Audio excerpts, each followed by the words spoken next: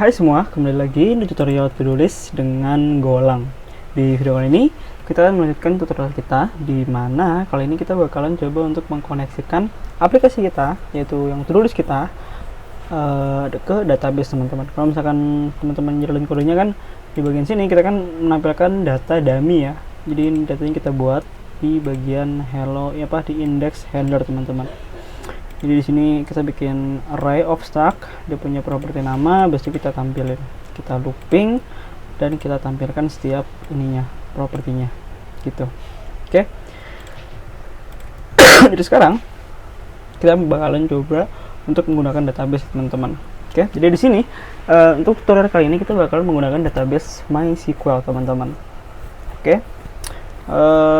Misalnya teman-teman pengen gunain kayak PostgreSQL, kalau untuk gunain PostgreSQL masih sama sih step by stepnya. Tapi kalau untuk teman-teman yang gunain kayak MongoDB, teman-teman ada yang pernah dengar MongoDB, dia itu NoSQL database. Nah, itu mungkin agak beda ya, tapi pada dasarnya kalau koneksiin ke database tuh codingannya nggak begitu jauh kok. Jadi ini bisa jadi semacam fondasi biar teman-teman bisa tahu gimana kita koneksiin database di aplikasi Golang kita.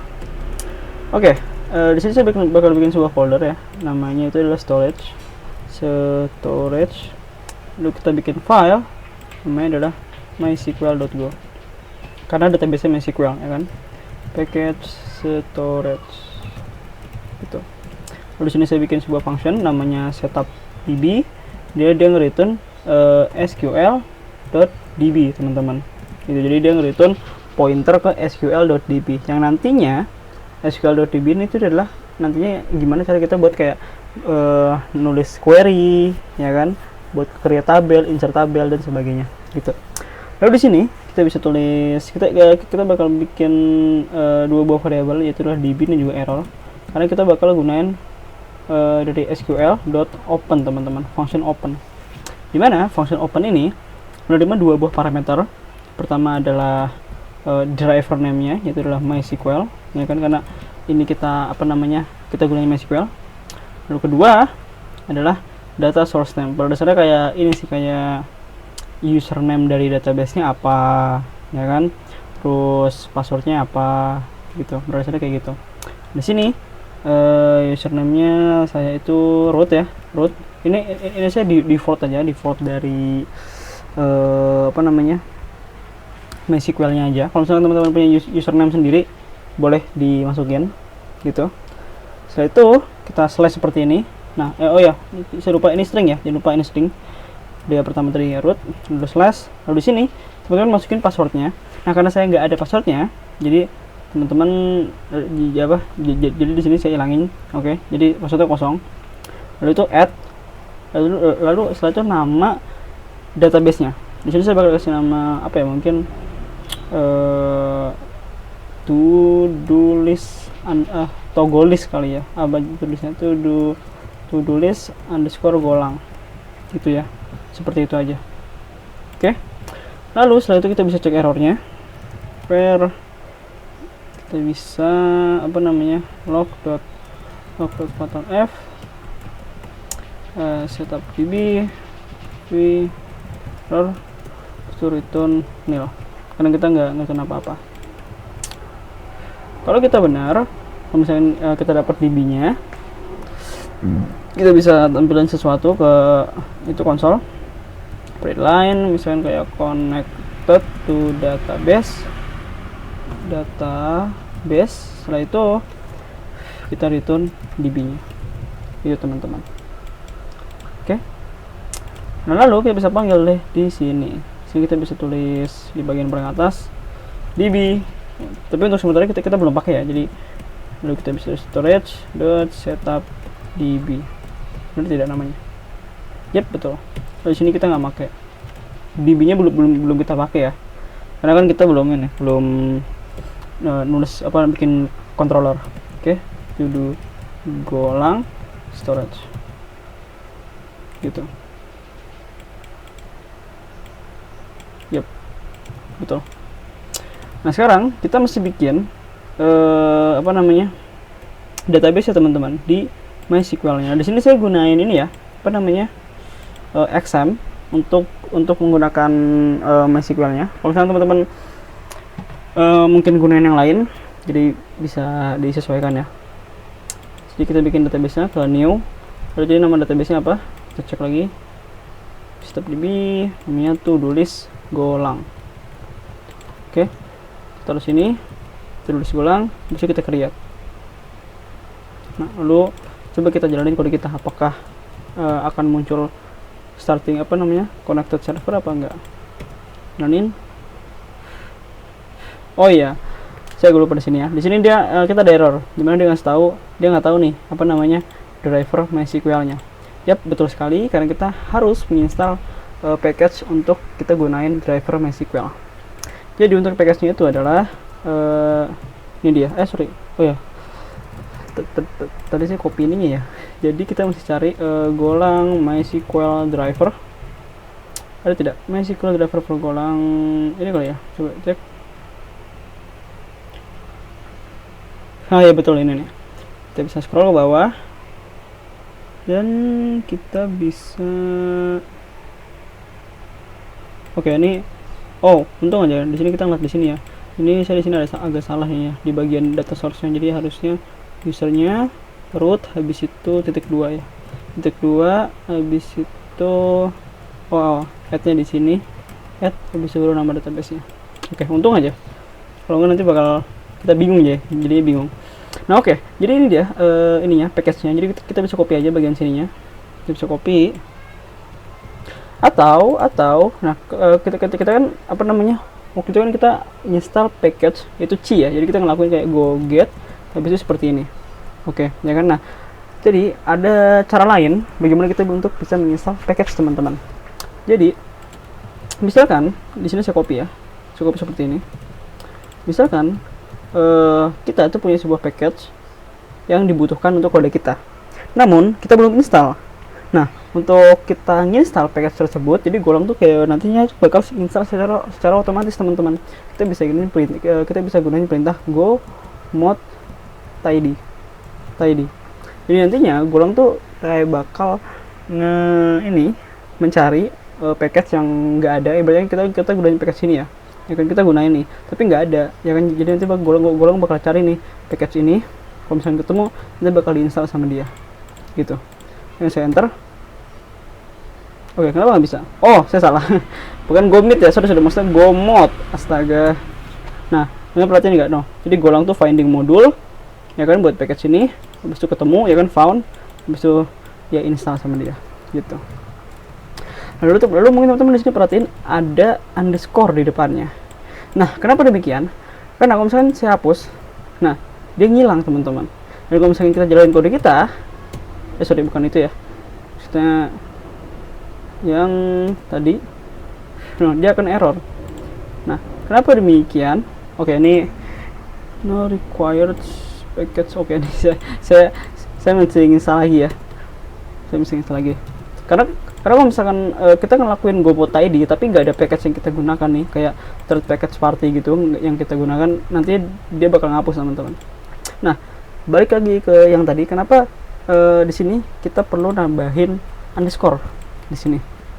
Nah, jadi di sini tuh istilahnya apa ya? Saya agak lupa istilahnya apa. Jadi kayak kita import sesuatu kayak alias sih, istilahnya gitu. Jadi kalau misalkan di sini kita import sesuatu nih, misalkan di sini ya, di mana nih? Di storage. Di sini saya ganti di sini jadi data. Nggak bisa. Spasi. Nggak bisa. Kenapa demikian? Ini pokoknya dia itu kayak apa ya? Anonymous import gitu ya. Ini nggak sih, anonymous import gitu yang ngebikin package-nya itu dia itu bakal tetap ke import. Jadi kalau misalnya kita hapus kan nanti kan dia kan hilang ya. Ya kan, jadi nanti kita nggak bisa gunain tuh datanya. Nah, misalkan coba saya hapus tadi ya, kan tadi saya malah ngelakuin go mod tidy. Lihat dia nggak tahu nih ininya drivernya apa. Jadi dengan kita ngelakuin seperti ini, otomatis berarti di kode ini kita tuh ada package ini ya, gitu, teman-teman. Biasanya juga kita bisa gunain alias gitu kok, teman. Ini mungkin lagi nggak bisa. Kayak contoh misalkan di storage sini saya kasih data di sini, jadi nantinya kita pas ngaksesnya itu jadi kayak data storage, kan bisa kan, ya kan, jadi nggak error kan, gitu. Jadi kayak apa ya, kayak alias gitu, kurang lebih seperti itulah ya. Untuk lebih simpel kurang lebih seperti itu. Mungkin nanti teman-teman bisa searching untuk penjelasan yang lebih detail lagi. Oke, sekarang coba kita jalanin kodenya. Go run main.go. Nah, dan sekarang kita sudah berhasil connect ke database. Ya kan, kalau misalnya coba kita jalanin kode kita, tidak ada error sama sekali, gitu. Nah, namun kita kan belum punya ini ya, belum punya apa namanya, tabelnya ya kan. Mana tadi, to do list Golang. Nah, ini dia. Kita udah bikin database, tapi kita belum punya tabelnya. Nah, kita bisa aja bikin langsung di sini. Oke. Namun saya bakal bikinnya di ini ya, di Golangnya. Jadi sekalian teman-teman tahu gimana sih kita nge-query SQL di Golang. Nah, simple saja, kita bisa kita dapetin kita kan udah nge-open ininya ya, menggunakan function open, kita ngedapetin ibaratnya SQL-nya gitu lah, pointer ke SQL.db, ya kan. Jadi dia nge-return ini dia, pointer ke SQL.db. Mana sih tadi? Ini dia. Oke. Setelah itu dari sini kita bisa ngelakuin query jadi db dot. Nah, jadi beberapa function yang bisa gunain untuk query itu ada 3 ya. Ada query, ada query row, dan juga ada exec. Nah, mungkin coba saya buka semua, query row dan juga ada exec. Nah, setidaknya ada 3 inilah yang lumayan penting untuk teman-teman ketahui. Kalau yang sisanya tadi kayak query konteks, query row konteks itu lumayan lumayan advance. Jadi nggak usah kita bahas. Nah, jadi query ini tuh ketika kita mau nge-query sebuah data dan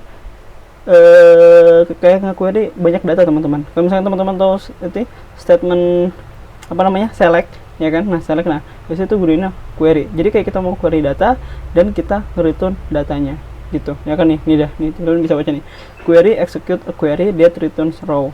Nah, biasanya dia gunain select gitu. Jadi nanti setelah itu kita bisa ngelakuin scan untuk setiap datanya, gitu. Nah, query row ini tuh biasanya tuh untuk apa, kayak kita nge-get single data, teman-teman, karena dia hanya melakukan query untuk row tertentu, gitu. Jadi kalau misalkan row-nya itu nggak ada, nah dia bakal nge-return error no rows. Ini dia errornya, gitu, teman-teman. Jadi kayak kita tuh nge-get data yang secara spesifik, teman-teman. Misalkan kita select data apa, where, ID-nya berapa, gitu. Jadi kurang lebih seperti itu. Nah, untuk exec itu ketika kita mau melakukan query, namun kita nggak mau mengembalikan row apapun. Jadi execute a query without returning any rows, gitu, teman-teman. Oke, jadi di sini saya bakal gunain exec, teman-teman. Kenapa ya? Karena kan kita mau bikin database dan kita nggak nge-return apa-apa, gitu. Nah, di sini exec tuh dia nge-return SQL result dan juga error. Jadi saya bakal resultnya saya hilangin dan juga kita cek errornya aja. Lalu di sini kita bakal tulis create table. Mungkin kalau teman-teman tahu ini ya, SQL query, teman-teman mungkin inget ya, teman-teman bisa coba nulis query teman-teman sendiri. Create table if not exist. Artinya kita ngebikin table jika table itu tidak ada. Kayak kalau misalnya ada, ya nantinya dia nggak bakal ngebikin lagi, gitu. Setelah itu saya bakal kasih namanya todos. Oke.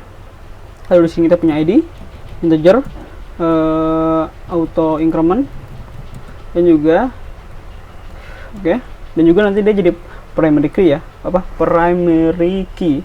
Setelah itu kita punya field untuk text, dia itu adalah varchar 255.